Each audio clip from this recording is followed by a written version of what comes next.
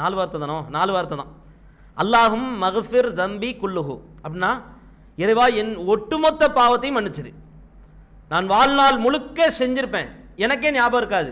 நான் எவ்வளோ பொய் சொன்ன ஞாபகம் இருக்காது, புறம் பேசியிருப்பேன் ஞாபகம் இருக்காது, அவதூறு சொன்ன ஞாபகம் இருக்காது, எத்தனை திருட்டுத்தனத்தை செஞ்சுருப்பேன் ஞாபகம் இருக்காது, எவ்வளோ பேருடைய மனசை கோபப்படுத்தியிருப்பேன் ஞாபகம் இருக்காது, எதுவுமே நமக்கு ஞாபகம் இருக்காது.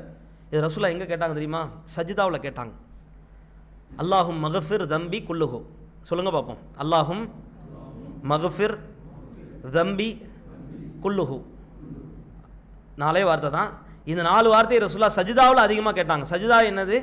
அல்லாஹ்வுக்கு மிக நெருக்கத்தில் கொண்டு போய் வைக்கக்கூடிய ஒரு ஸ்தானம், ஒரு ஸ்தலமே அந்த சஜிதாவினுடைய நிலை தான்.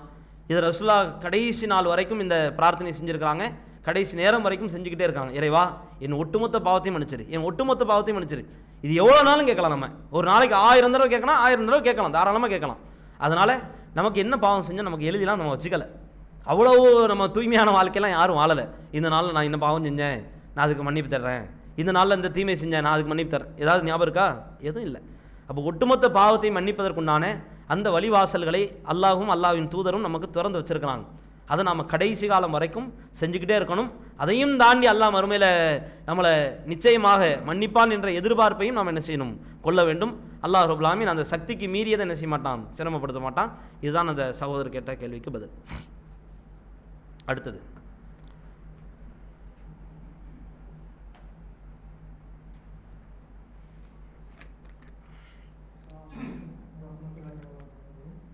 இஸ்லாம் வரகாத்து.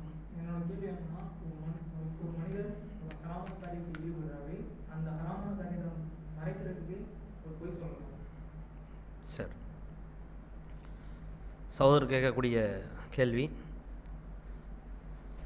ஒரு மனிதன் உலகத்தில் பாவம் செய்கிறாரு, அந்த பாவம் வெளிப்படுற மாதிரியான ஒரு நிலை வருது, அல்லது அந்த பாவத்தை மறைக்க வேண்டிய சூழல் வருது, மறைக்கிறதுக்காக பொய் சொல்லலாமா அப்படின்ற மாதிரி சகோதரர் கேட்குறாங்க. இஸ்லாத்தை பொறுத்த வரைக்கும் எந்த பாவத்திற்கும் ஆதரவாக நிற்கக்கூடிய மார்க்கம் கிடையாது. யார் தப்பு செஞ்சாலும் அதை சுட்டி காட்டுகிற இடத்தில் தான் இஸ்லாமிய மார்க்கம் இருக்கும். இப்போது ஒரு மனிதன் பொய் சொல்லலாமா இந்த விஷயத்துக்காக அப்படின்னா, பொய் சொல்கிறதுக்கு சில விஷயங்களை இஸ்லாமிய மார்க்கம் அனுமதி கொடுத்துருக்குது. ஒரு கணவன் மனைவிக்கு நடுவில் பிணங்கி கொள்கிறார்கள் என்றால் இணக்கத்தை ஏற்படுத்துறதுக்காக பொய் சொல்லலாம். அதே மாதிரி அநியாயமாக ஒருத்தன் தண்டிக்கப்பட போகிறான் என்றால் அந்த மனிதனை காப்பாற்றுவதற்காக என்ன செய்யலாம், சில பொய்களை சொல்லிக்கொள்ளலாம். இப்படி சில விஷயங்களுக்கு மட்டும்தான் இஸ்லாமிய மார்க்கம் அனுமதி கொடுக்குது. அந்த பட்டியலில் ஒரு மனிதன் தவறு செய்து அதை மறைப்பதற்காக பொய் சொல்லலாமா என்றால் அந்த பட்டியலை இஸ்லாமிய மார்க்கம் நமக்கு சொல்லித்தரலை. இப்போது இது சார்ந்த சில செய்திகளும் இருக்குது. ரசூலுல்லாஹி ஸல்லல்லாஹு அலைஹி வஸல்லம் அவர்கள் சொன்னார்கள், பாவத்தை செய்பவனை விட பாவத்தை செய்துவிட்டு அதை வெளிப்படுத்துகிறான் தெரியுமா, இவன் மிகப்பெரிய பாவி என்றார்கள் ரசூலுல்லாஹ். மிகப்பெரிய பாவத்தை செய்கிறவன் யார்? பாவத்தை செய்கிறது ஒரு குற்ற உணர்ச்சி இருக்கணும், மனசில் ஒரு ஒரு ஒரு வலிக்கணும், மனசை ஒரு குத்தணும், தீமை செய்கிறோமே, பாவம் செய்கிறோமே, வெக்கமா இல்லையா, அசிங்கமாக இல்லையா அப்படின்ற மாதிரி ஒரு பயமும் ஒரு குற்ற உணர்ச்சியும் மனசில் இருக்கணும் பாவ விஷயத்தில். இதை கூட அல்லாஹ் மன்னிக்கிறதுக்கு வாய்ப்பு இருக்குது. ஆனால் செய்கிறதே தப்பு, அதை திமிரா வெளிப்படையா எல்லாரும் பார்க்குற விதத்தில், எல்லாரும் கேட்குற விதத்தில், எல்லாருக்கும் தெரிகிற விதத்தில் அந்த பாவத்தை வெளிப்படுத்தி செஞ்சோம்னா இந்த விஷயத்தில் அல்லாஹ் கடுமையாக கோபப்படுறான் அப்படின்ற மாதிரி ரசூலுல்லாஹ் நமக்கு என்ன செஞ்சுருக்கிறாங்க, எச்சரிக்கை செஞ்சுருக்கிறாங்க. ஏன்னா செய்கிறதே தீமை, அதில் என்ன உனக்கு அடாவடித்தனம், அதில் என்ன உனக்கு திமிரு, செய்கிறது பாவம், அது ஒரு குற்ற உணர்ச்சியோடு செஞ்ச 4 பேருக்கு தெரியாமல் பாவம் பண்ணால் கூட அல்லாஹ்ட்ட மன்னிப்பு கேட்கலாம். இறைவா நீ மன்னிச்சு, நான் தெரியாமல் செஞ்சுட்டேன் அல்லாஹ்ட்ட மன்னிப்பு கேட்கலாம். ஒரு வீராப்பா ஒரு திமிரோட ஏதோ அமல் செய்கிற மாதிரி, உதாரணத்துக்கு சொல்கிறேனே, சிகரெட் அடிக்கிறதுல நீங்கள் சாதாரணமாக போச்சு, யார் பார்த்தா என்ன, ஆலிம்சா பார்த்தா என்ன, மற்றவங்க பார்த்தா என்ன, இது என்ன ஆகும் தெரியுமா? ஒரு பாவத்தை வெளிப்படுத்துறது குற்றம்னா ஏன் குற்றம் தெரியுமா? இந்த பாவம் பரவ ஆரம்பிக்கும். ஒரு மனுஷன் சிகரெட் அடிக்கிறது 4 பேர் பார்க்குறான்னு வைங்களேன், இந்த மனுஷன் 1000 தொழுகை தொழுதாலும் தொழுகையாலேயே சிகரெட் அடிக்கிறாரு, தொழுகிறவரே சரக்கு அடிக்கிறாரு, தொழுகிறவரே கஞ்சா குடிக்கிறாரு, இவரே சினிமா தியேட்டருக்கு போகிறாரு, இவரே பாட்டு கேட்குறாரு, இவரே படம் பார்க்குறாரு, நம்ம பார்க்கக்கூடாதா? மனசில் எல்லாத்துக்குமே ஒரே சரிக்கு சமமான சமநிலையான உறுதியான ஈமான்லாம் யாருக்கும் கிடையாது. சில பேருக்கு 90% இருக்கும், சில பேருக்கு 10% தான் இருக்கும். 10% உள்ளவர் இந்த மாதிரி ஆட்கள்லாம் பார்த்தா என்ன செய்யும், இந்த 10% காணாமல் போயிடும். பல பேரை பாவத்தின் பக்கம் இழுக்கக்கூடிய வழி தான் பாவம் செய்பவன் வெளிப்படையாக பாவத்தை செய்வது. ஸ்டேட்டஸ்லாம் பாட்டு வைக்கிறாங்கல்ல, ஸ்டேட்டஸில் ஸ்டோரியில் இன்ஸ்டாகிராமில் சும்மா என்ன பாய் ஏன் இது மாதிரிலாம் வைக்கிறீங்க, சும்மா பாய் அப்படின்ற மாதிரி இது சும்மான்னு போகிறாங்கல்ல, இதே பாவத்தை வெளிப்படுத்துறது தான். அதுக்குன்னு பாட்டு கேட்கலான்னு இஸ்லாமிய மார்க்கம் சொல்லலை, படம் பார்க்கலான்னு இஸ்லாமிய மார்க்கம் சொல்லலை. செய்கிறதே ஹராமான காரியம், செய்கிறதே தப்பான காரியம், செய்கிறதே தீமை பாவம். 4 பேருக்கு தெரிகிற மாதிரி செஞ்சேன்னா உன்னை பார்த்துட்டு 4 பேர் என்ன செய்வான், அந்த பாட்டை படிப்பான். இன்னொரு 40 பேர் அந்த ஸ்டேட்டஸ் எனக்கு அனுப்பி வை, நான் வைக்கிறேன். இது எங்கே உள்ள பாட்டு, நான் டவுன்லோட் பண்ணிக்கிறேன். என்ன படம், படத்தின் பேரை சொல்லு, நான் பார்த்துக்கிறேன். இப்படி ஒரு 100 பேர் வழிகட்டு போவான். பாவத்தை வெளிப்படுத்துவது மிகப்பெரிய பாவம், பல பேரை வழிகேட்டின் பக்கம் இழுக்கிற பாவம். அந்த காரியத்தை இஸ்லாமிய மார்க்கம் என்ன செய்யலை, அனுமதிக்கலை. சகோதரர் கேட்ட கேள்வி என்ன தெரியுமா, இந்த பாவத்தை மறைக்கிறதுக்காக நான் போய் சொல்லலாமா அப்படின்னா போய் சொல்லக்கூடாது. இது என்ன ஆகும் தெரியுமா, வசமாக சிக்கும் பொழுது மாட்டும் பொழுது அதை ஒப்புக்கொள்ளக்கூடிய தன்மை என்பதையும் இஸ்லாமிய மார்க்கம் என்ன செய்யுது, விளக்குது. ஒத்துக்கிடணும். அல்லாஹ் ரப்பல் ஆலமீன் பல விஷயத்தை பெருவாரியாக முதல் நேரத்திலேயே வெளிப்படுத்திட மாட்டான். திருமறை குர்ஆனில் ஒரு வசனம் இருக்குது தெரியுமா, என்ன வசனம்னா அல்லாஹ் பேசுகிறான், ஒவ்வொரு மனுஷனும் ஒவ்வொரு உயிரினமும் தான் செஞ்ச தவறுகளை அல்லாஹ் வெளிப்படுத்தி இருந்தான் என்றால் உலகத்தில் ஒரே ஒரு உசுறு கூட வாழ்ந்திருக்காது, மாறிக்கொண்டு அடித்து கொண்டு செத்திருப்பார்கள். பல பேருடைய பாவங்களை அல்லாஹ் மறைச்சு வச்சிருக்கிறதுனால தான் ஒருத்தருக்கு ஒருத்தர் நன்மை ஏவிக்கிறாங்க, ஓரளவிற்கு பாவத்தை விட்டு விலகிக்கிறாங்க, தீமையை தடுத்துக்கிறாங்க, ஓரளவுக்கு இஹ்லாஸோடு வாழ்கிறாங்க. ஒவ்வொருத்தவங்களும் நான் செஞ்ச தீமை, நீங்கள் செஞ்ச தீமை, அவர் யோக்கியமா இவர் யோக்கியமா, எல்லார் பாவத்தையும் அல்லாஹ் வெளிப்படுத்திட்டான்னா குர்ஆனில் ஒரு வசனத்தை அல்லாஹ் பேசுகிறான், எல்லார் பாவத்தையும் நான் வெளிப்படுத்திட்டேன்னா உலகத்தில் ஒரே ஒரு உசுறு கூட வாழாது. ரசூலுல்லாஹ் கூட சொன்னாங்க, ஆதமின் மகன் எல்லாருமே தவறு செய்யக்கூடியவன் தான், அல்லாஹ்விட்ட மன்னிப்பு கேட்கணும். இந்த எல்லா தவறையும் அல்லாஹ் வெளிப்படுத்திட்டான்னா, எப்பா நீயுமா தப்பு செஞ்ச, நானும் தான் தப்பு செஞ்சேன், நீயுமா பாவம் பண்ண, நானும் தான் பாவம் பண்ண, இப்படின்னு போயிடும். இங்கே எங்கேயுமே திருந்துறதுக்குண்டான வாசலே இருக்காது, எல்லா வாசலும் அடைக்கப்பட்டுரும். எப்பா அவனே இதை அன்னைக்கே பார்த்துட்டான்ப்பா, திருந்தினா கூட திருந்த விட மாட்டாங்க. ஏன் திருந்த விட மாட்டாங்க, நீ அவ்வளோ யோக்கியமோ, நீ அன்னைக்கெல்லாம் பண்ணிட்டு தான் இருந்த, தப்பு பண்ணிட்டு தானே இருந்த, பாவம் பண்ணிட்டு தானே இருந்த, டே நான் திருந்திட்டேன்டா, சும்மா சொல்லாத இப்படின்னு போயிடும். அந்த அந்த இஸ்திக்ஃபாருக்கு, அந்த திருந்தக்கூடிய தன்மைக்கு மதிப்பே இல்லாமல் போயிடும். அல்லாஹ் ஒரு விஷயத்தை சொல்கிறான்னா அதில் 1000 அர்த்தம் இருக்குது.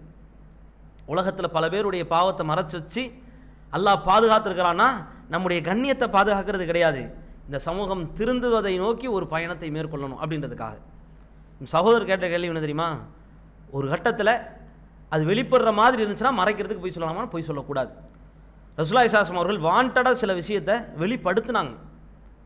ஏன் வெளிப்படுத்தினாங்க தெரியுமா, இது தப்பு என்று சுட்டி காட்டுறதுக்காக, சமுதாயத்துக்கு எச்சரிக்கை செய்கிறதுக்காக. ஃபதுல் இப்னு அப்பாஸ் என்கின்ற ஒரு நபித்தோழர் ரலியல்லாஹு அன்ஹு, அல்லாஹ் அவர்களை பொருந்தி கொள்ளணும், ரசூலுல்லாஹி ஸல்லல்லாஹு அலைஹி வஸல்லம் அவர்கள்ட்ட ஒரு பெண்மணி கேள்வி கேட்கறதுக்காகவோ ஏதோ ஒரு விஷயத்துக்காக வராங்க. ஃபதுல் இப்னு அப்பாஸ் பக்கத்தில் இருக்கிறார். அந்த பெண்மணி கொஞ்சம் அழகாக இருக்கிறாங்க. ஃபதுல் இப்னு அப்பாஸ் அந்த பெண்ணை பார்க்கிறார்கள். உந்துரு இலைஹா ஓ தந்துரு இலைஹி, அந்த ஹதீஸில் அப்படியே வரும். இவரும் அவளை பார்த்தால் அவளும் இந்த சஹாபியை பார்த்தார்கள். மாறி மாறி பார்க்கும் பொழுது ரசூலுல்லாஹ் பார்வையிலேயே பாவம் கலக்குது அப்படின்றத உணர்ந்து ஃபதுல் இப்னு அப்பாஸுடைய கழுத்தை பிடிச்சு திருப்புறாங்க ரசூலுல்லாஹ். இந்த இடத்துல மென்மையான குணம், ரசூலுல்லாஹ்வுடைய குணம் வெளிப்படுது. அதட்டலை, திட்டலை, கத்தலை, கோபத்தில் கொந்தளிக்கலை, எப்படிப்பட்ட காரியத்தை செஞ்சுட்ட அப்படின்னு ரசூலுல்லாஹி ஸல்லல்லாஹு அலைஹி வஸல்லம் அவர்கள் அப்படி கொந்தளிச்சு எழலை. தீமையை சுட்டி காட்டுறதுக்கு ஒரு முறை என்று இருக்குது. உடனே ஃபதுல் அப்பாஸ் நியாயப்படுத்தி பேசினாரா, நான் அந்த பார்வை பார்க்கலையே, என் மனசை நீங்கள் அறிஞ்சிங்களா, ரசூலுல்லாஹ் திருப்பி கேட்டாரா, பார்வை தப்பாக இருந்துச்சு, ஒத்துக்கிட்டாங்க. என்ன பார்க்குறதே தப்பா, பெண்ணை பார்க்கக்கூடாதா, சலாம் சொல்லக்கூடாதா, சக முஸ்லீம் தானே இப்படின்னு நியாயப்படுத்தலை. பொய் பேசுறதுக்கு ரசூல்லா வாய்ப்பை கொடுத்துருந்தாங்கன்னா கேட்டிருந்திருப்பாங்க, என்ன நோக்கத்தில் பார்த்தாய். அதுக்கு பிறகு கழுத்தை பிடிச்சி திருப்பியிருப்பாங்க. ரசூல்லா பார்த்த உடனே என்ன செஞ்சாங்க, உடனே கழுத்தை பிடிச்சி திருப்புறாங்க அப்படின்னா சந்தேகப்படுற மாதிரி கூட நடக்கக்கூடாது. நீ என்னை சந்தேகப்பட்டியா, நீ சந்தேகப்பட்டியா, சந்தேகப்படுறதையும் இஸ்லாமிய மார்க்கம் தடுக்குது, சந்தேகப்படுற மாதிரி நடக்கிறதையும் தடுக்குது.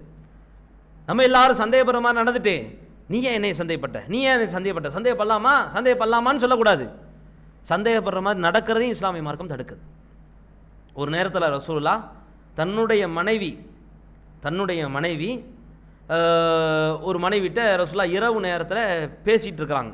ஒரு சாலையிலையோ ஒரு தெருவுலையோ ஒரு பகுதியில் பேசிகிட்டு இருக்கிறாங்க.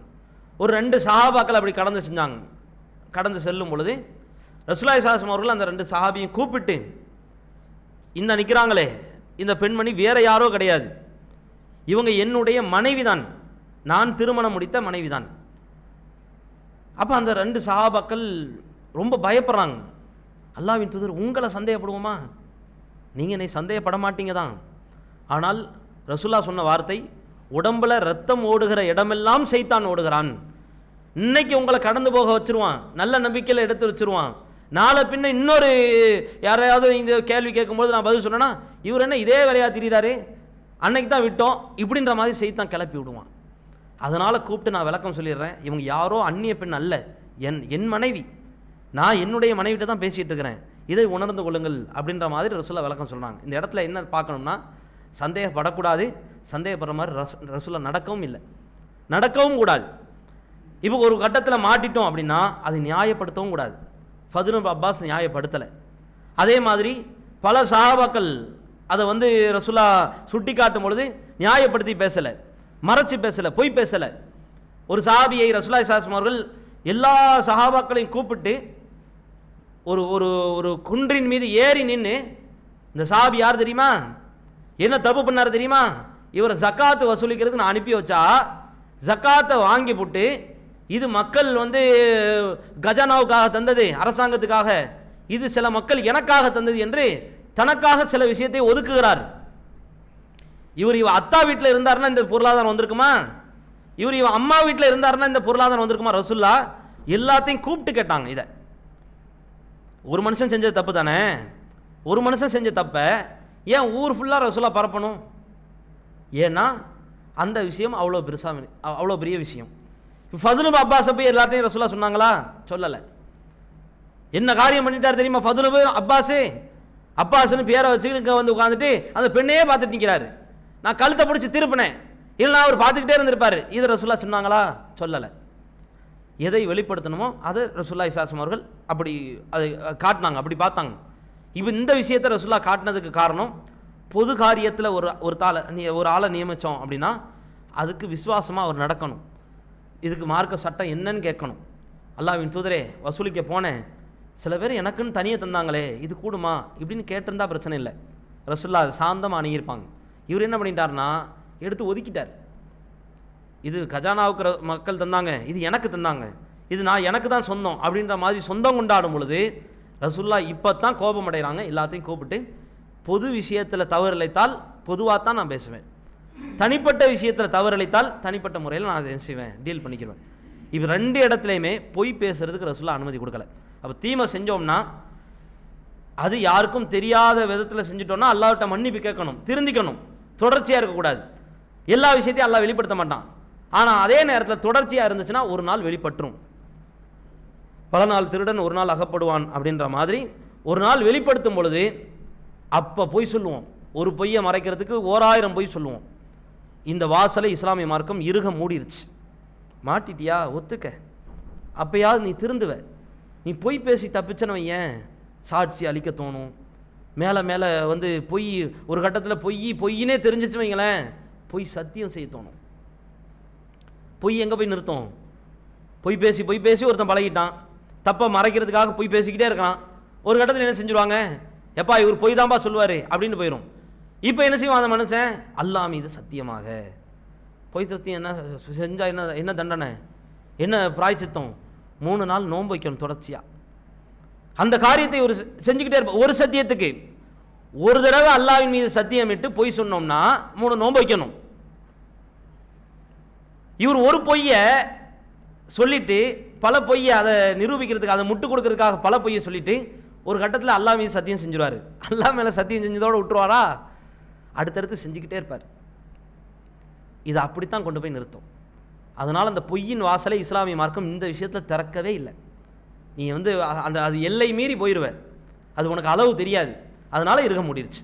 அதனால் தப்பு செஞ்சு மாட்ட வேண்டிய நிலை, அது வெளிப்படக்கூடிய நிலை வந்துருச்சுன்னா அல்லாவுக்காக அதை என்ன செய்யணும்? ஒத்துக்கிட்டு சரணடைஞ்சிடணும், அல்லாஹ்விட்ட மன்னிப்பு தேடணும். இங்கே யார்ட்டையும் நம்ம மன்னிப்பு கேட்க வேண்டிய அவசியம் இல்லை. மன்னிச்சிருங்க பாய், நீ மன்னிச்சிருங்க பாய், யார்ட்டையும் சொல்லாதீங்க பாய் இப்படின்னு கேட்டு பிரயோஜனம் கிடையாது. இறைவா நான் தப்பு செஞ்சுட்டேன், நீ மன்னிச்சிரு.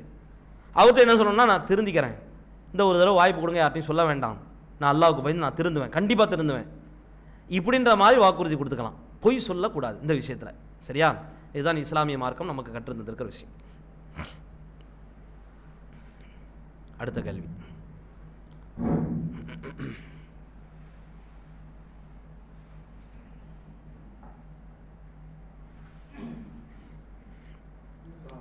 இஸ்லாம் வரஹ்மத்துல்லாஹி வபரகாத்துஹு.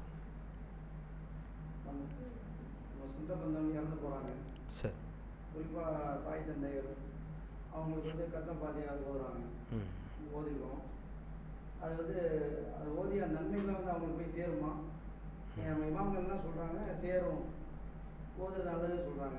சரி, ஓகே. இல்லை வேறு ஏதாவது வழி இருக்குங்களா? வேறு அவங்க நன்மை சேர்ற மாதிரி? சரி. இல்லை மற்றும் வந்து அவங்க மயத்தாங்க வைக்கிற போய் ஜியாரத் பண்ணலாமா? அதில் நன்மை ஏதாவது போய் சேருமா? அவங்க ஏதாவது நல்ல பதிவு. சரி, இன்ஷா அல்லாஹ்.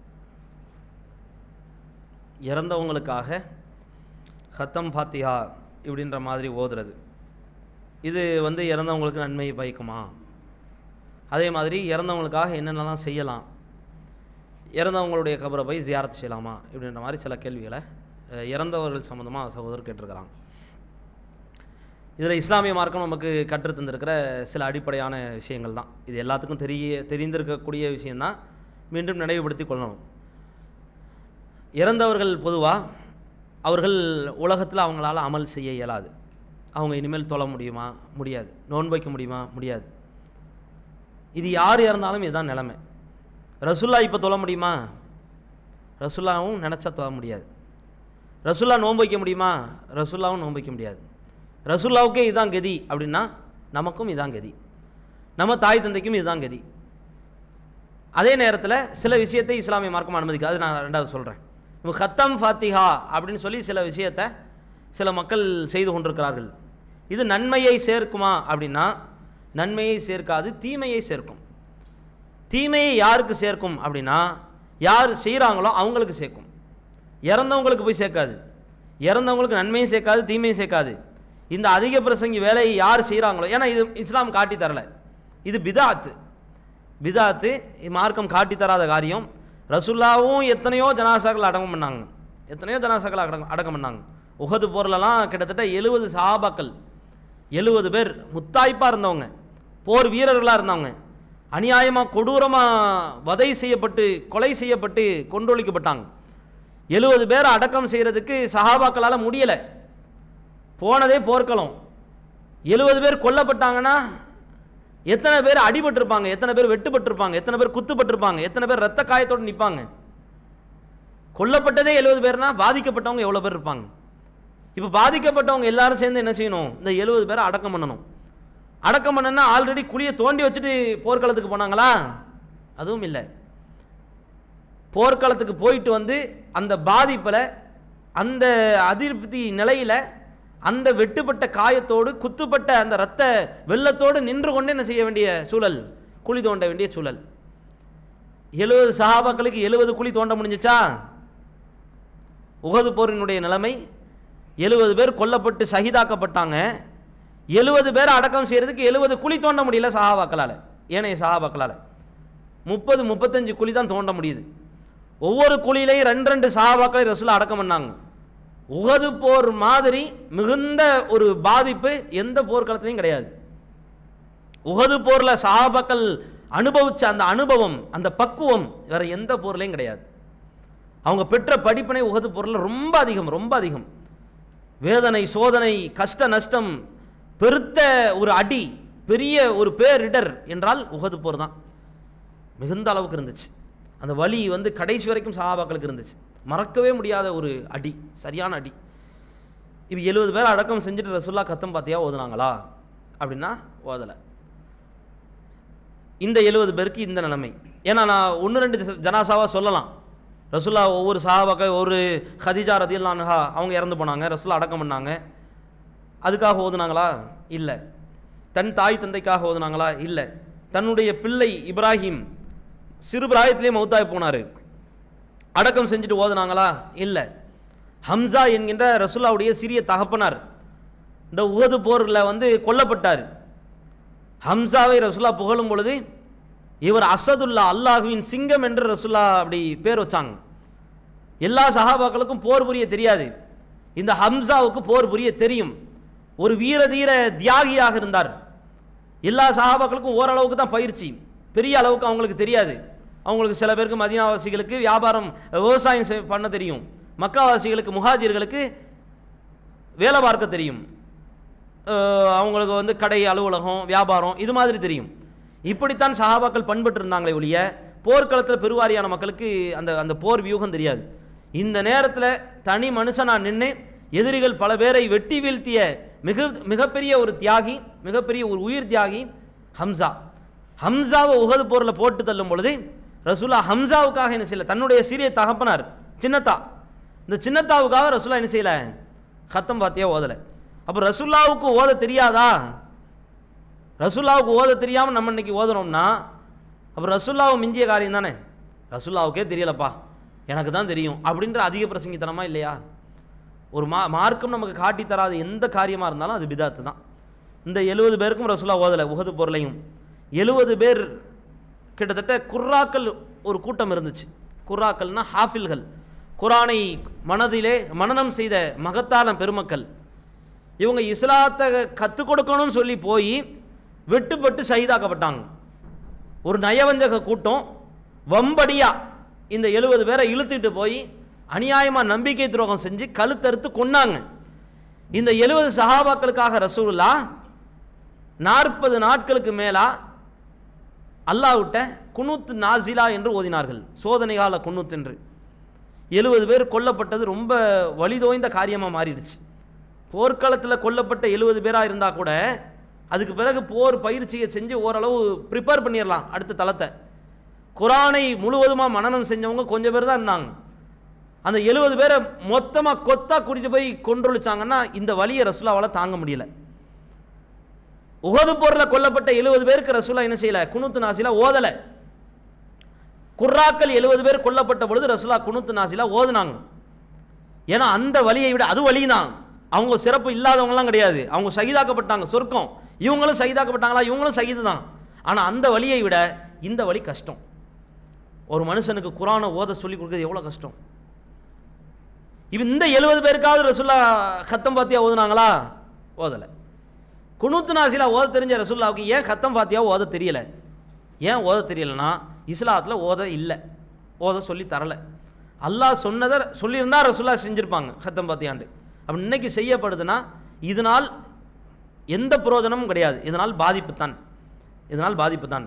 ரசூலுல்லாஹி ஸல்லல்லாஹு அலைஹி வஸல்லம் அவர்கள் சொன்னார்கள், மன் கதிப அலைய முத்தஅம்மிதன் ஃபல் யதபவ்வா மகாதஹு மினன் நார். யார் நான் சொல்லாத சொல்லை நான் சொன்னதாக என் மீது இட்டுக்கட்டி பொய் பேசுகிறானோ அவன் தன்னுடைய மறுமையின் இருப்பிடத்தை நரகத்தில் ஆக்கி கொள்ளட்டும். ரசூலுல்லாஹ்வுடைய எச்சரிக்கை.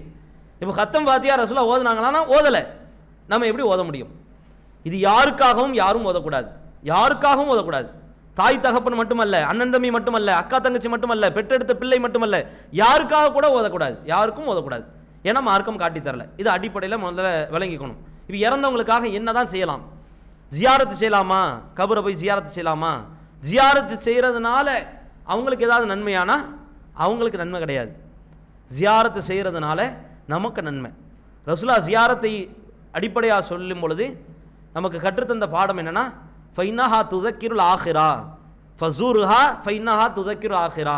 நீங்கள் ஜியாரத்து செய்யுங்கள், அது உங்களுக்கு மரணத்தை நினைவுபடுத்தும், மறுமையை நினைவுபடுத்தும். இப்படி ரசூலுல்லாஹ் சொன்னாங்க. அப்போ நமக்கு மரணத்தையும் மறுமை பயத்தையும் எடுத்து காட்டக்கூடிய ஒரு இடம் வந்து கபிரிஸ்தான். அதை போய் ஜியாரத்து செய்யலாம், தாராளமாக செய்யலாம், அதுக்கு அனுமதி இருக்குது.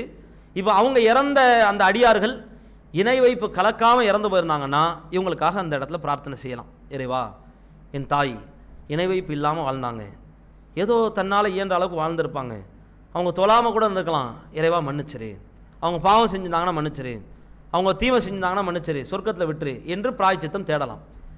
ஷிர்க் வச்ச நிலையில் யார் இறந்தாலும் அது யாராக இருந்தாலும் அவங்களுக்காக பிரார்த்தனை செய்ய முடியாது. இது யாருக்கு விதிக்கப்பட்ட தடை? நமக்கு மட்டுமல்ல, முஸ்லீம்களுக்கு மட்டுமல்ல, ரசூலுல்லாவுக்கும் இந்த தடை, நபி இப்ராஹிம் அலைஹிஸ்ஸலாம் அவர்களுக்கும் இந்த தடை. இப்ராஹிம் அலைஹிஸ்ஸலாம் அவர்களுடைய தகப்பனார் இறக்கும் பொழுது இப்ராஹிம் கதறினார், அல்லாஹ்விடத்திலே கெஞ்சி கையேந்தி பிரார்த்தனை செய்தார், இறைவா என் தகப்பனாரை மன்னித்து விடு. அப்போ அல்லாஹ் கண்டிச்சான். அல்லாஹ்வின் எதிரி என்று தெரிந்த பிறகு அவருக்காக நீ எப்படி பிரார்த்தனை செய்ய முடியும்? இப்ராஹிம் நபியை அல்லாஹ் கண்டிச்சான். அடுத்து ரசூலுல்லா பிறக்கிறதுக்கு முன்னாடியே தகப்பனார் இறந்துட்டாங்க. பிறந்ததுக்கு பிறகு சில நாட்கள்லேயே தாயார் இறந்துட்டாங்க. எப்படி இறந்தாங்க? ஷிர்கில் இறந்துட்டாங்க. ஷிர்கில் இறந்த தாய் தகப்பனுக்காக ரசூலுல்லா பாவ மன்னிப்பு தேடுறதுக்கு அல்லாஹ்விட்ட பெர்மிஷன் கேட்டாங்க. இறைவா எனக்கு அனுமதித்தா.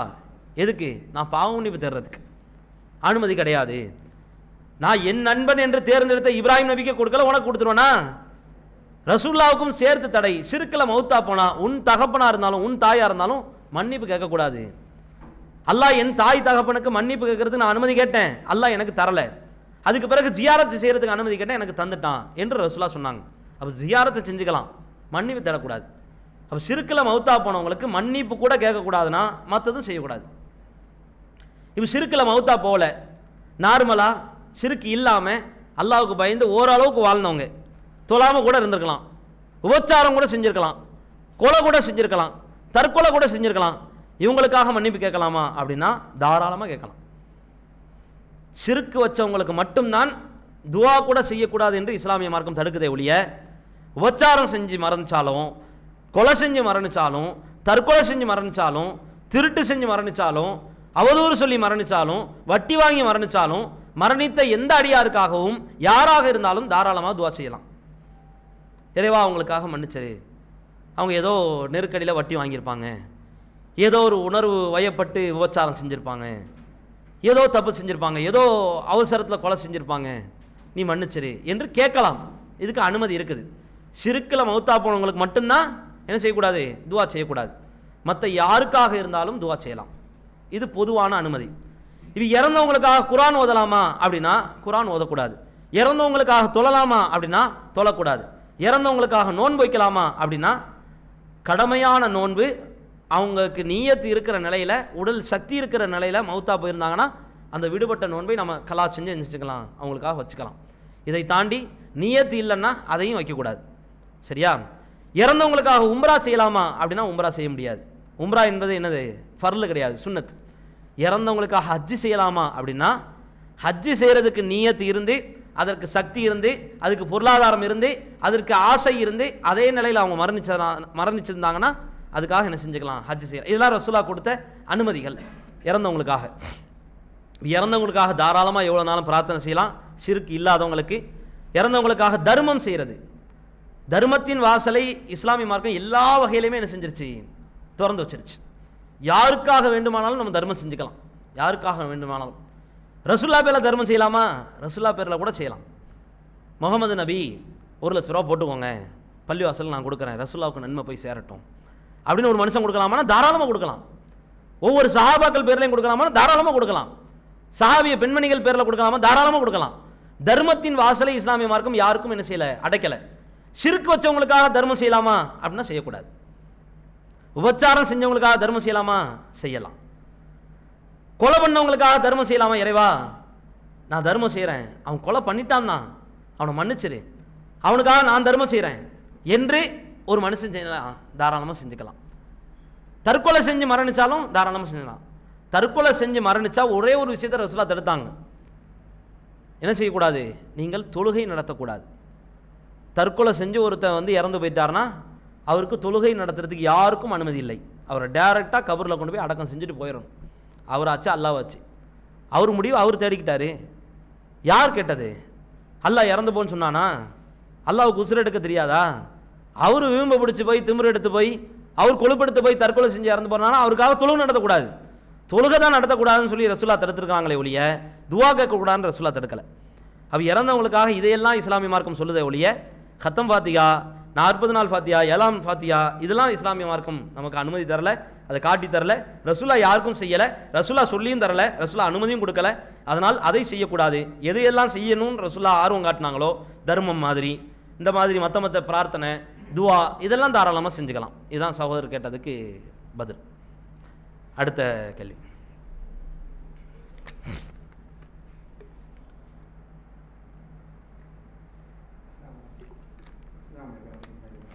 இஸ்லாம் சட்டக்கல்லூரியில் படிக்கிறேன். என்கிட்ட பெரும்பாலான நபர்கள் என்ன கேட்பாங்கன்னா, தவறான விஷயத்துக்கு துணை போகாதுன்னுவாங்க.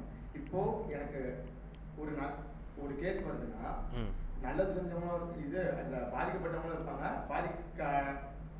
பாதிப்பு செஞ்சவங்களும் இருப்பாங்க. பாதிக்கப்பட்டவர்கள் வந்து அவங்கள காப்பாற்றினா அது ஓகே, சரி எனக்கு எந்த இதுவும் இல்லை, எனக்கு நன்மைன்னு சொல்லலாம். இப்போ பாதிப்பு உண்டாக்குனவர் என்கிட்ட வராது, இப்போ அவருக்கு நான் துணை போவாதுன்னு சொல்றாங்க. இப்போ நான் துணை போனா எனக்கு அந்த பாவத்துல இதுன்னு வந்துருச்சுன்னு வச்சுக்கோங்க. இப்போ நான் துணை போல, ஆனா எனக்கு அந்த உண்மை தெரியும், அந்த உண்மையை என்னால் மறைக்க முடியாது. இப்போ எனக்கு உனக்கு உண்மை தெரிஞ்சு நீ அவருக்கு உதவி செய்யல, அந்த மாதிரி எனக்கு ஏதாச்சும் கேள்வி வரும்? சரி, சகோதரர் காலத்திற்கு ஏற்ப ஒரு கேள்வி கேட்டிருக்கிறாங்க. இது ஒரு டிபார்ட்மெண்ட்டே இருக்குது. உலகத்தில் சில துறைகளில் நம்ம வந்து அங்கம் வகிக்கும் பொழுது இது மாதிரியான பிரச்சனைகளை ப்ராப்ளம்ஸை ஃபேஸ் பண்ண வேண்டிய நிலை வரும். ஒரு தீமைக்கு துணை போகிற மாதிரியான பல சந்தர்ப்பங்கள், பல நெருக்கடிகள் வரும். மிக குறிப்பாக இது மாதிரி வக்கீல், போலீஸு, டாக்டர்ஸாக இருக்கிறவங்கள கூட இந்த பிரச்சனைகள் இருக்குது. பல ஊர்களில் இதே மாதிரி கேள்விகள் வந்திருக்குது. சகோதரரும் அதுக்கு ரிலேட்டிவாக தான் கேட்குறாங்க. என்னென்னா, ஒரு வக்கீலாக பயணம் செய்யும் பொழுது, பணியாற்றும் பொழுது பாதிக்கப்பட்டவனும் என்கிட்ட வரான், சில நேரங்களில் பாதிப்பை ஏற்படுத்தியவனும் வரான். பாதிப்பை ஏற்படுத்தியவனுக்கு நம்ம கேஸ் எடுத்து நடத்தினோம்னா, அவன் பாதிப்பை ஏற்படுத்தினான்னு தெரிஞ்ச பிறகும் நம்மளால் என்ன செய்ய முடியாது, அவனுக்கு துணை போக முடியாது. இப்போ இது சார்ந்து நமக்கு கேள்விகள் வருமா, மறுமையில் குற்றம் பிடிக்கப்படுவோமா அப்படின்னா, இதுக்கும் இஸ்லாமிய மார்க்கம் சில விஷயங்களை நமக்கு சொல்லித்தருது. சில விஷயங்களுக்கு நம்ம வாதம் செய்பவனாக நியமிக்கப்படுகிறோம். ரசூல்லா பல நேரங்களில் நீதிபதியாக நியமிக்கப்பட்டாங்க பல பிரச்சனைகளுக்கு. அதில் ஒரு சந்தர்ப்பத்தில் ரசூல்லா ஒரு தீர்ப்பை சொல்லிவிட்டு, சில தீர்ப்பினால் எல்லோருக்குமே என்ன செய்யாது, மனசு சந்தோஷம் வராது, எல்லா தீர்ப்புமே சந்தோஷத்தை கொடுத்துடாது. சில தீர்ப்பு வாதம் செய்பவனின் வாதத்தால் வென்றுவிடும். ஒருத்தன் பாதிக்கப்பட்டிருப்பான், அவன் பாதிக்கப்பட்டிருக்கான்னு சொல்லி நீதிபதிக்கு தெரியும், ஆனால் அவன் பாதிக்கப்பட்டிருக்கான்னு சொல்லி அவனால் நிரூபிக்க முடியாது. புரியுதா? பாதிக்கப்பட்டிருக்கான்னு சொல்லி அவனால் நிரூபிக்க முடியாது. அந்த ஆதாரங்கள் அழிஞ்சு போயிருக்கலாம். ஆனால் அல்லாஹ் ஏதோ ஒரு சோதனையை கொடுத்துருக்கலான்னு சொல்லி ரசூலுல்லாஹி ஸல்லல்லாஹு அலைஹி வஸல்லம் அவர்கள் அது மாதிரியான சந்தர்ப்பத்தில் ஒரு வார்த்தையை பதிவேற்றம் செஞ்சாங்க. உலகத்தில் இது மாதிரி தீர்ப்பை அளிக்கும் பொழுது சகித்து கொள்ளுங்கள். வாதம் செய்பவனுடைய வாதம்தான் இங்கே மிகைத்து நிற்குமே ஒழிய, அவன் வைக்கக்கூடிய அந்த சொற்கள், அவன் எடுத்து வைக்கக்கூடிய ஆதாரங்கள் இதுதான் மிகச்சு நிற்கும். சில விஷயம் கண்ணுக்கு முன்னாடியே தெரியும், அநியாயம்னு தெரியும், தப்புன்னு தெரியும், அநீதின்னு தெரியும். அந்த அந்த அநீதியை கட்டமைக்கிறதுக்கு ஆதாரங்கள் இருக்கும். நம்ம ஆதாரத்தை தான் பார்க்க முடியும், ஆதாரத்தை வச்சு தான் தீர்ப்பளிக்க முடியும். உணர்வு வயப்பட்டு என்ன செய்யக்கூடாது, தீர்ப்பை அளிக்கக்கூடாது. ரசூல்லா அது மாதிரி தீர்ப்பைத்தான் சில நேரங்கள் அழிச்சிட்டு சஹாபாக்களை ஆஸ்வாசப்படுத்துகிறாங்க. உங்களுக்கு தெரிஞ்சது எனக்கும் தெரியும், நீங்கள் சில விஷயத்தை நியாயம் நீதி அப்படின்னு சொல்லி வெளிப்படையை மட்டும் பார்க்குறீங்க, மனசாட்சி இருக்குதா அப்படின்னு மனசாட்சிப்படி பார்க்குறீங்க. இங்கே ஆதாரங்களுக்கு தான் முக்கியத்துவம் அளிக்கப்படும். உலகத்தில் ஆதாரங்கள் அளிக்கப்படுறதுக்கு உண்டான பல காரியங்கள் நடக்குது. அது நம்ம நாட்டில் சொல்லவே வேண்டாம். 10 வருஷம் 15 வருஷம் கூட குற்றம் செஞ்சுட்டு காலரை தூக்கி விட்டு நடமாடக்கூடிய ஒரு அவல நிலை நம்ம நாட்டில் ரொம்ப அதிகமாகவே இருக்குது, ரொம்ப வருஷமாகவே இருக்குது. விசாரணை கைதிகளாக பிடிக்கப்பட்டு சிறையில் அடைக்கப்பட்டவர்கள் சிறை கொட்டடியிலேயே மரணத்தை தழுவியிருக்கிறார்கள் முஸ்லிம்கள். இவங்க குற்றம் செஞ்சாங்களா அப்படின்னா, செஞ்சாங்களான்னு எங்களுக்கே தெரியாது, அவங்க விசாரணை கைதி தான், நாங்கள் விசாரிப்போம், நாங்கள் அது வரைக்கும் வச்சுருப்போம். கோயம்புத்தூரில் ஜாஃபர் சாதிக்கு, அதே மாதிரி இன்னும் சில காதர் பாஷா, இது மாதிரியான சில பேர்கள் சில பேர் மரணம் வரைக்கும் கிட்டத்தட்ட 60-70 வயசு ஆன பிறகும் 25 வருஷம் 30 வருஷத்துக்கு முன்னாடி விசாரணை கைதியாக பிடிக்கப்பட்டவங்க, விசாரணை கைதி தான், நான் சொல்கிறது விளங்குதா, குற்றவாளி இல்லை, குற்றம் நிரூபிக்கப்பட்டவர் இல்லை, இவர் கொண்டு வைத்தவர் என்று நிரூபிக்கப்பட்டு குற்றச்சாட்டுக்கு ஆளாக்கப்பட்டு அது நிரூபணமான பிறகு தண்டனை கொடுக்கப்பட்டவர் இல்லை, விசாரணை கைதி. எத்தனை வருஷம்? 25 வருஷம் 30 வருஷம் இளமையை முழுமையாக சிறையிலேயே கழித்துவிட்டு வாழ்வினுடைய கடைசி பகுதியில், அஸ்தமிக்கிற பகுதியில், அந்த நேரத்தில், அந்த சூழலில் தோலெல்லாம் சுருங்கிவிட்டு நோயெல்லாம் முதுகிலே பயணம் செய்கிற நேரத்தில் இப்போ போய் கடிதம் கொடுக்குறாங்க, கருணை மனு போடுங்க, நான் கடைசி நேரத்திலேயாவது என்னுடைய பிள்ளைகளோடு நான் இருந்து விட்டு மவுத்தா போகிறேன். அப்போது போன அரசாங்கம் இருக்கும் பொழுது அரசாங்கத்தின் சார்பில் ஒரு பதில் மனு அளிக்கப்பட்டுச்சு. அது பெருவாரியாக மூடி மறைக்கப்பட்டுச்சு. அந்த அந்த ஆட்சி நம்ம குறை சொல்கிறதுக்காக இல்லை, ஆனால் நடந்தது உண்மைதான். அந்த ஆட்சி இருக்கும் பொழுது தான் திமுக ஆட்சியில் அரசின் சார்பாக ஒரு வக்கீல் போய் என்ன செஞ்சார், முறையிட்டார். இவங்க இன்னும் உள்ளே போகும்போது என்ன மனநிலையில் இருந்தாங்களோ அதே மனநிலையில் இப்போயும் இருக்கிறாங்க, அதனால் பெயில் கொடுக்காதீங்கன்னு சொல்லி அந்த சகோதரர் அந்த கிளைம் பண்ணார்ல, அப்ளை பண்ணார்ல, கடைசி நேரம் வரைக்கும் குடும்பத்தோட ஒட்ட விடலை, 2 பேரை வெளியே விட்டுருந்தாங்க. இப்படி அரசாங்கம் பதில் மனு போட்டதுக்கு பிறகு வெளியே விட்ட 2 பேரையும் என்ன செஞ்சாங்க, மறுபடியும் பிடிச்சி உள்ளத்துக்கு போட்டாங்க. வயசு என்ன 68, 70, 72 இந்த மாதிரியான நேரங்கள். ஏன் இதை சொல்கிறோம்னா, வெளிப்படையாகவே சில அநீதிகளால் கட்டமைக்கப்பட்ட சமுதாயம் அது காலகாலத்திற்கும் நீடித்து நிலைச்சு நிற்கும். உலகத்தில் எல்லா விஷயத்துக்கும் நீதியை நேர்மையை நம்ம பார்க்க முடியாது, தேடி தந்துட முடியாது. அதனால தான் சஹாபாக்களே ரசூலுல்லாஹ் ஆஸ்வாசப்படுத்தும் பொழுது இந்த வார்த்தையை பயன்படுத்தினாங்க. நான் நீதியின் பக்கம் போவேனா அநியாயத்தின் பக்கம் போவேனா அப்படின்னா, சாட்சி எங்கே இருக்குதோ அதன் பக்கம் போவேன், ஆதாரங்கள் எதன் பக்கம் இருக்குதோ அந்த பக்கம் போவேன், வாதம் எங்கே மிகைத்து இருக்குதோ அதன் பக்கம் போவேன். வாதத்தின் அடிப்படையில் தான் இங்கே தீர்ப்புகள் வழங்கப்படுமே ஒழிய உணர்வின் அடிப்படையில் இருக்காது அப்படின்றத ரசூலுல்லாஹ் ஓப்பனாக சொன்னாங்க. இதற்காக அல்லாஹ்வுடைய தூதர் அந்த இடத்திலே சொன்னாங்க, நீங்கள் உலகத்தில் இதை பெருசுபடுத்திட்டீங்கன்னா ஆட்சி ஒழுங்காக நடத்த முடியாது. ஆதாரம் எங்கே இருக்குதோ அதன் பக்கம் தான் ஆட்சி நிற்கணும். அப்போ தான் ஆதாரத்தின் அடிப்படையில் எல்லாமே தீர்மானிக்கப்படும். உணர்வுனா ஒவ்வொரு ஆளுக்கும் உணர்வு அதிகமாக இருக்கும். சில பேருக்கு கல் நெஞ்சக்காரனாக இருப்பான், நாளைக்கு ஆட்சியாளனா வந்து உட்காருவான், கருணையே இருக்காது, அவன் மனம் போன போக்கில் தீர்ப்பளிப்பானே, மனசாட்சி எனக்கு தாம்பா மனசாட்சின்னு போயிடுவானே. உணர்வுக்கு இஸ்லாமிய மார்க்கம் மதிப்பே அளிக்காது. இங்கே ஆதாரங்களுக்கும் அத்தாட்சிகளுக்கும் சான்றுகளுக்கும் தான் இம்பார்ட்டன்ட். அந்த அடிப்படையில் தான் உலகத்தில் வாழ்க்கையை கழிக்கணும். இந்த சகோதரர் கேட்ட கேள்வி, சில நேரங்களில் இது மாதிரி நம்ம என்ன செய்கிறோம், இந்த மாதிரி பிரச்சனைகளில் ஆட்படுறோம், கண்ணுக்கு முன்னாடி தெரியுது, ஒரு குற்றவாளிக்கு வக்காலத்து வாங்க போகிறோமோ அப்படின்னு தெரியுது.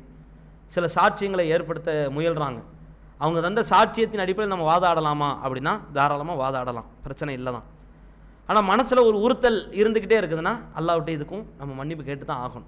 ரசூலுல்லாஹ் அந்த மாதிரி நேரத்தில் ரசூலுல்லாஹ் அல்லாஹ்விட்ட மன்னிப்பு கேட்டாங்க. ஏன்னா அது நமக்கு ஒரு வழிகாட்டல். உலகத்தில் சில டிபார்ட்மெண்ட்டால் சில துறைகளால் நம்ம இறுக பற்றப்பட்டிருக்கிறோம், அதிலிருந்து விடுவிக்க முடியாத ஒரு நிலை இருக்குது. இப்போ இந்த துறையே நம்ம புறக்கணிக்க முடியுமா அப்படின்னா புறக்கணிக்க இயலாது. நீதியின் அடிப்படையில் நியாயத்தின் அடிப்படையில் நம்முடைய மனசாட்சிக்கு உட்பட்டு எங்கே அத்தாட்சிகளும் ஆதாரங்களும் சான்றுகளும் இருக்குதோ அதன் பக்கம் நம்ம பயணிக்கலாம். ரொம்ப கொடூரமாக இருக்குது, ஆதாரமே பொய்யா இருக்குது அப்படின்னா தாராளமாக என்ன செய்யலாம், அல்லாஹ்வுக்காக இதை வெறுத்து ஒதுக்கலாம். துறையே அல்ல, அந்த அந்த பிரச்சனையை அந்த வழக்கை என்ன செய்யலாம், ஓரளவுக்கு நம்மளால் நான் இதில் பங்கு பெற மாட்டேன், நான் இதில் கலந்து கொள்ள மாட்டேன், நான் இதுக்கு சாட்சி சொல்ல மாட்டேன், வெளிப்படையாக தெரியுது 100% இது போலி பிம்பம் என்று தெரியுது, 100% பொய்யான அத்தாட்சி என்று தெரியுது, இதுக்கு பிறகு நான் என்ன செய்ய முடியாது, வாதாடி பேச முடியாது என்று விலகி கொண்டால் அல்லாஹ்விட்ட தப்பித்துக் கொள்ளலாம். 100% நம்மளே சில வக்கீல்லாம் உட்காந்து இப்படி செஞ்சால் நீங்கள் தப்பிச்சுக்கிருவீங்க, அப்படி செஞ்சால் தப்பிச்சுக்கிருவீங்க இப்படின்னு ப்ளூ பிரிண்ட் போட்டு கொடுக்கறதே நீதிபதியும் வக்கீலுங்களும் தான். பல நேரங்களில் யார் யார்கிட்ட எவ்வளோ காசு கொடுத்தா எப்படிலாம் தப்பிக்கணுமோ, சட்டம் என்று இருந்தால் ஓட்டைகள்னு இருக்கும். ஏன்னா மனுஷன் உருவாக்குனது தானே, மனுஷன் உருவாக்குன சட்டமாக இருக்கிறதுனால அரசாங்கம் முழுக்க ஓட்டைகள் இருக்குது. எங்கெங்கெல்லாம் பெருச்சாலி பூந்து ஓட முடியுமோ அந்த மாதிரி குற்றவாளி என்ன செய்கிறான், பூந்து ஓடுறான். காசு இருக்கிறவன் தப்பிக்கிறான், காசு இல்லாதவன் மாட்டிக்கிறான். உலகத்தில் நீதி நேர்மையை எல்லா நேரத்துலையும் நம்ம என்ன செய்ய முடியாது, ஜெயிச்சு காட்டிட முடியாது. அதுக்கு தான் அல்லாஹ் மறுமையை வச்சுருக்கான். விளங்குதா? மறுமை எதுக்குன்னா உலகத்தில் எல்லாத்தையுமே பெற்றுக்கொள்ள முடியாது. 100 கொலை பண்ணவனையும் 1 கொலை தான் பண்ண முடியும். மறுமையில் அல்லாஹ் வசமாக மாட்டுவான். அந்த குற்றவாளி 100 கொலை பண்ணியா 1000 தடவை உன்னை கொல்லுவேன், உசுரை கொடுத்து கொடுத்து கொள்வேன். இதுக்கு தான் மறுமை. மறுமை எதுக்குன்னா, நன்மை செஞ்சவங்க எல்லா நன்மையின் பிரதிபலனையும் உலகத்தில் பெற்றுக்கொள்ள முடியாது, தீமை செஞ்சவங்க எல்லா தீமைக்குண்டான தண்டனையும் உலகத்தில் பெற்றுக்கொள்ள முடியாது. அந்த தீமையை செஞ்சுட்டு தண்டனையை அனுபவிக்கிற அளவுக்கு தாங்குற சக்தியும் உலகத்தில் இல்லை. நன்மையை செஞ்சு விட்டு அதற்குண்டான பிரதிபலனை அனுபவிக்கிற அளவுக்கு உலகத்தில் நமக்கு வாழ்க்கை ஆயுட்காலமும் இல்லை. ரெண்டையும் தர்றதுக்கு தான் அல்ல மறுமையை வச்சுருக்கலாம். சில விஷயத்துக்கு இதுதான் தீர்வாக இருக்கும். இஸ்லாமிய மார்க்கம் பல விஷயங்களில் பொறுத்துக்க, குடும்ப வாழ்க்கையில் சில பிரச்சனைகள் இருக்கும், பொறுத்துக்க, சகிச்சுக்க, அனுபவிச்சுக்க, அல்லாஹ் மறுமையில் தருவான். இப்படி மறுமையை நோக்கி பல விஷயங்களை இஸ்லாமிய மார்க்கம் என்ன செய்யுது, திருப்புது. அந்த மாதிரியான கேட்டகரியில், அந்த மாதிரியான விஷயங்களில், அந்த பட்டியலில், அந்த சிலபஸில் இதை வச்சுக்கிட்டோம்னா நமக்கு பிரச்சனை இல்லாமல் இருக்கும். பெருவாரியான விஷயங்களில் நம்ம 100% ஒரு பொய் அது சப்போர்ட் பண்ண முடியாது அப்படின்னா விலகி கொள்வது நல்லது, சிறந்தது. அதே நேரத்தில் சில விஷயங்கள் ஆதாரம் சரியான அடிப்படையில் இருக்குது, அது அநியாயமாக இருந்தாலும் ஆதாரம் இருக்குது, அதனால் வேறு வழி இல்லாமல் நம்ம என்ன செய்கிறோம், அதை அது வாதாட வேண்டிய நிலை இருக்குதுன்னா தாராளமாக வாதாடி கொள்ளலாம். அல்லாஹ்விட்டையும் தொடர்ச்சியாக நம்ம மன்னிப்பு கேட்டுட்டு தான் இருக்கோம். இதுதான் சகோதரர் கேட்டதுக்கு பதில். சொல்லுங்கள். ம் ம்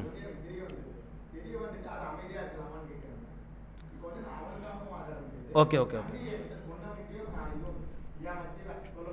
ம் ஆமாம் ஆமாம் ஆமாம் ஆமாம்.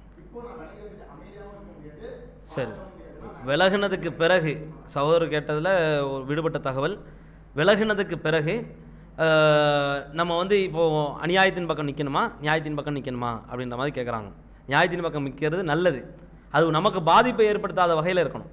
நம்ம ஒரு விஷயத்துலேருந்து விலகிட்டாலே சக்திக்கு மீறியது, நான் முதல்ல சொன்னேன்ல, சக்திக்கு மீறியது அல்லாஹ் சிரமப்படுத்த மாட்டான். குறைஞ்சபட்சம் ரசூலுல்லாஹி ஸல்லல்லாஹு அலைஹி வஸல்லம் அவர்கள் சொன்னார்கள், ஒரு தீமையை தடுக்க முடியல, மனதால் வெறுத்து ஒதுங்கிடுங்க, என் சக்திக்குட்பட நான் செஞ்சுட்டேன். ரசூலுல்லாஹ் இதை சொல்லிவிட்டு சொன்னார்கள், ذَلِكَ أَضْعَفُ மினல் ஈமான், இதான் ஈமானிலேயே கடைசி பகுதின்னு சொன்னாங்க. அப்படின்னா என்ன அர்த்தம்னா, இதுக்கு பிறகு ஒரு பகுதி கிடையாது, இதுதான் கடைசி நிலை. மனதால் வெறுத்து ஒதுங்கிடணும், குறைஞ்சபட்சம் அதையாவது செய்யணும். அதை செஞ்சுட்டா நம்ம குற்றவாளியாக நம்ம நிறுத்தப்பட மாட்டோம். ஆனால் மேக்ஸிமம் என்ன செய்யலாம்னா, அதிகபட்சமாக நம்ம முயற்சி எடுக்கிறா இருந்தால் ஆப்போசிட்டாக இருந்தாலும் அவங்களுக்கு சப்போர்ட் பண்ணிக்கலாம் முடிஞ்சால். அது நமக்கு ஆபத்தாக இருந்துச்சுன்னா நம்ம விலகிக்கலாம் தாராளமாக. சரியா? ஓகே, அடுத்த கேள்வி.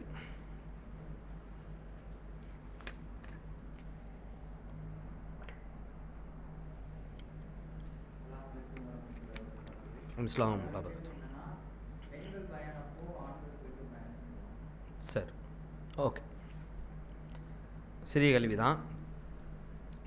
பெண்களுக்காக ஆண்கள் இப்படி உட்கார்ந்துட்டோ இந்த மாதிரி பயான் உரைகளை நிகழ்த்தலாமா அப்படின்னு சகோதரர் கேட்குறாங்க. இஸ்லாம் தடுத்த காரியங்கள் என்று சில விஷயங்கள் இருக்குது, அனுமதித்த காரியங்கள் என்று இருக்குது. பொதுவாகவே ஒரு விஷயத்துக்கு இது இஸ்லாம் என்ன சொல்லுது அப்படின்னு ஒன்றே நம்ம முறையிட்டு கொண்டு இருக்க தேவையில்லை. ஏன்னா தடுத்த விஷயங்கள் நம்ம பார்த்துட்டாலே போதும், இது தவிர்த்து எல்லாமே அனுமதி அப்படின்னு சொல்லி புரிஞ்சுக்கணும். உலகத்தில் தடுத்த காரியங்கள் கம்மி தான், அனுமதிக்கப்பட்ட காரியங்கள் அதிகம். அதனால தான் ரசூலுல்லாஹி ஸல்லல்லாஹு அலைஹி வஸல்லம் அவர்கள் அதிகமாக எங்கிட்ட கேள்வி கேட்காதீங்கன்னு சில நேரத்தில் சொல்லியிருக்கிறாங்க. ஒரு சஹாபி ரசூலாட்ட ஹஜ்ஜு சம்மந்தமாக கேட்பாங்க. ஹஜ்ஜு சம்மந்தமாக கேட்கும்போது, ஹஜ்ஜு கடமையா?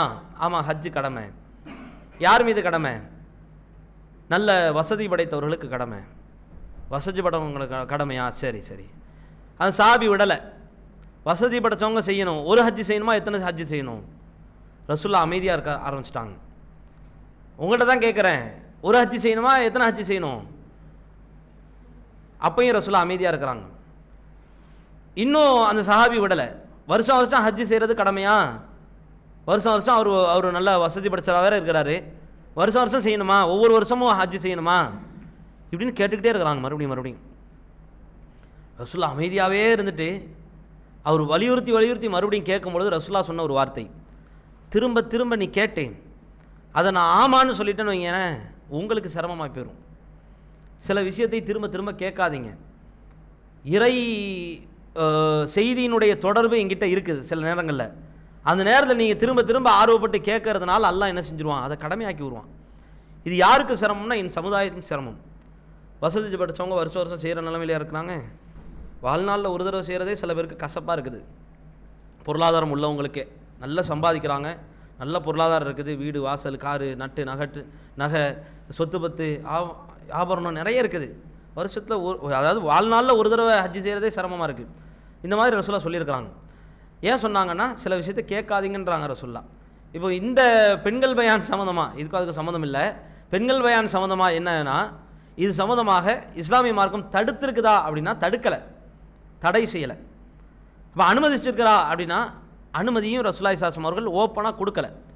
அதே வேளையில் ரசூல்லா செஞ்சுருக்கிறாங்களா அப்படின்னா செஞ்சுருக்கிறாங்க. பெண்கள் ரசூலுல்லாஹி ஸல்லல்லாஹு அலைஹி வஸல்லம் அவர்கள்ட்ட வந்து முறையிட்டிருக்கிறாங்க. ரசூல்லா ஆண்களுக்கு பெருநாள் தொழுகையில் ஒரு உரை நிகழ்த்தி விட்டு பெண்களுக்காக தனியாக போய் உரை நிகழ்த்தியிருக்கிறாங்க.